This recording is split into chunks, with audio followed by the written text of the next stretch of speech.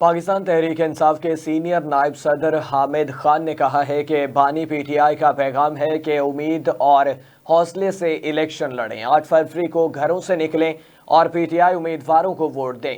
उन्होंने मजीद कहा कि बुशरा बीबी इस्लामाबाद हाई कोर्ट से अडयाला जेल आईं और गिरफ्तारी पेश कर दी। हामिद खान का कहना था कि बुशरा बीबी के घर को सब जेल करार देने का फैसला हुकूमत का है। जो रुकावटें हैं जो डाली जा रही हैं, जिस तरह हमारे वर्कर्स को उठाया जा रहा है, जिस तरह हमारे उम्मीदवारान को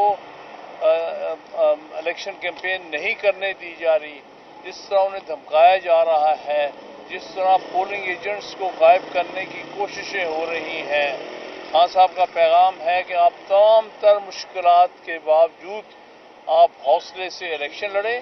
और कौम से हमारी रिक्वेस्ट ये है, खान साहब कह रहे हैं कि आप 8 तारीख को घर से निकलें और जाके अपना वोट पीटीआई के उम्मीदवारान को दीजिएगा और यकीन कीजिएगा कि उनका वोट का प्रॉपर काउंट हो जाए।